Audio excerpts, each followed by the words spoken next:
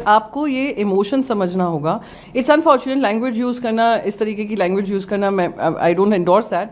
पर आप अगर समझेंगे किस तरीके की हमने लड़ाई लड़ी है, पहली स्पॉन्सर जो पार्टी को तोड़ने का काम किया, 2/3 स्प्लिट जो हुआ था उस समय पर पार्टी का नाम चिन्ह सब एकनाथ शिंदे को दे दिया था। सुप्रीम कोर्ट में वो लड़ाई अभी भी जारी है।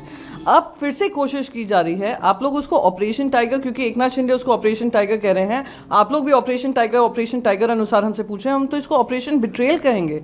क्योंकि ये जो वोट था, इनको हमारी पुरानी पार्टी के वो जो पार्टी जो अभी भी हम लोग लड़ाई लड़ रहे हैं उस चिन्ह पे नहीं था, उद्धव जी के नाम पे था। जनता ने उद्धव जी पे भरोसा कर कर आपको मेंबर ऑफ पार्लियामेंट बनाया था। आप उसके खिलाफ काम करेंगे तो ये कहीं ना कहीं बहुत गलत होगा। अगर आपको चलिए मैं मानती हूँ किसी का विश्वास खत्म हो जाए, आप इस्तीफा दे दो ना। अगर जनता ने आपके विश्वास पे आपको एमपी बनाया है, हमारी पार्टी से कोई लेना देना नहीं, पार्टी चिन्ह से कोई लेना देना नहीं, तो इतनी हिम्मत तो दिखाओ कि जो तुम 5 साल का तुम्हारा टेन्योर है, रिजाइन कर दीजिए, फिर से अपनी जनता के बीच में जाइए और शिंदे के पार्टी चिन्ह पे आप लड़कर दिखा दीजिए।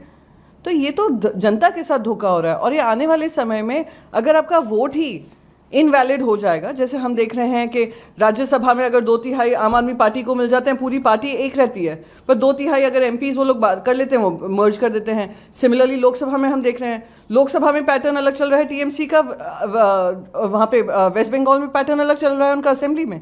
ये किस तरीके से वैलिड है? तो मैं उम्मीद करती हूं कि जो स्पीकर साहब हैं, स्पीकर साहब संविधान को सबसे ऊपर रखकर, उनकी एक बहुत बड़ी जिम्मेदारी होती है। वो किसी पक्ष के नहीं हैं, वो किसी पार्टी को नहीं बिलोंग करते हैं, वो सबको बिलोंग करते हैं। सबसे इंपॉर्टेंटली वो संविधान को उसका अपकीप बना रहे, उसका ध्यान रखते हैं। तो हमने उनको चिट्ठी दी है, हम उम्मीद करते हैं कि उसका पालन होगा। संजय राउत ने कल ट्वीट करके कहा कि सभी एमपीज को 15-15 करोड़ रुपए दिए जा रहे हैं। फिर ये कहा कि इनकी तो 50,000 की भी कीमत नहीं है, लेकिन उद्धव बाला साहब ठाकरे का ब्रांड था, इस वजह से इनको इतने पैसे मिल रहे हैं। फिर ये भी आपकी पार्टी ने व्हिप जारी की है, कल सभी को बुलाया है जो एमपीज हैं कि 11 बजे दिल्ली में मीटिंग है। और अरविंद सावंत की तरफ से लेटर भी लिखा गया है स्पीकर को कि कहा कि अगर इसमें कुछ भी डेवलपमेंट होता है तो हमें इन्फॉर्म किया जाए। ये तीनों सवाल देखिए, संवैधानिक तौर तरीके के अनुसार जो जो हमसे बन पाया है हमने काम किया है। अब ये जो एमपीज हैं, अभी तक कोई फोटो नहीं आई है 6 एमपीज के साथ में बैठे हुए। बार बार आप लोग खबर चला रहे हैं कि 6 एमपीज संसद में मिलाए हैं लोकसभा स्पीकर से और लोकसभा स्पीकर मान गए हैं, इसकी भी फोटो सामने नहीं आई है। नाम दिए जा रहे हैं कि श्रीकांत शिंदे और प्रताप सरनायक मिलाकर लाए हैं, और वो खुद अभी संजय दीना पाटिल ने कहा मैं तो मुंबई में बैठे हैं, मेरा नाम कैसे लिया जा रहा है। तो ये सारी चीज़ें जो आपको परोसी जा रही हैं सोर्सेज के माध्यम से, वो आप लोग पेश कर रहे हैं, कोई इन्वेस्टिगेट नहीं कर रहा है।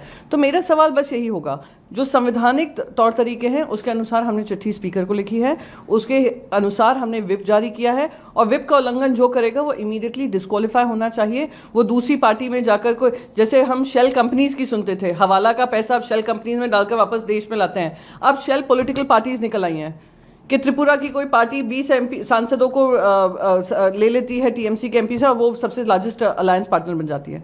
तो ये सारी चीज़ें संविधान की धज्जियां उड़ाने वाली चीज़ें हैं, और कोई सुप्रीम कोर्ट में ये अपहोल्ड नहीं होंगी। तो बस यही उम्मीद है कि सारे 6 एमपी जिनके नाम चल रहे हैं वो इस पर ध्यान रखेंगे कि they stand to be disqualified. No court of law, if it does it in the right manner, will keep them safe guarded. जब एमपीज की मीटिंग हुई थी तो जो एमपीज हैं उनसे पूछा गया था, तो उन्होंने संजय राउत ने कहा कि उन्होंने शपथ ली, किसी ने साईं बाबा की शपथ ली, किसी ने माँ भवानी की कसम खाई, किसी ने अपने बच्चे बच्चियों की कसम खाई, और किसी ने तो बाला साहब ठाकरे की भी कसम खाई, और इसके बाद इस तरह से ये मुकर रहे हैं। नहीं, देखिए, ये ऐसा कलयुग है कि यहाँ पर ना आइडियोलॉजी है ना ही विचार हैं, सिर्फ ये है कि कैसे अपनी कुर्सी बचाएं और कुर्सी का फायदा उठाएं।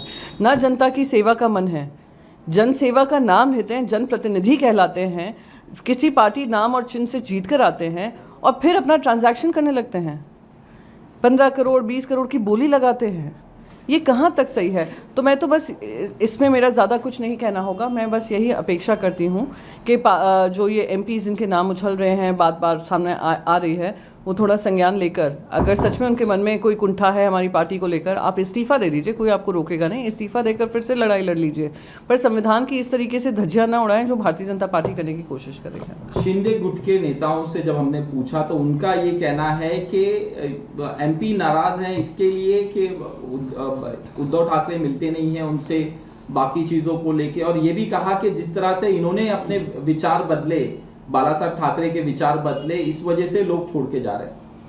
विचारधारा बदली, विचारधारा बाला साहेब ठाकरे जी की नहीं थी, तो ये जो विचारधारा लेकर चल रहे हैं ये बाला साहेब ठाकरे जी के लेकर चल रहे हैं, वन्य हिंदू हृदय सम्राट बाला साहेब ठाकरे जी के।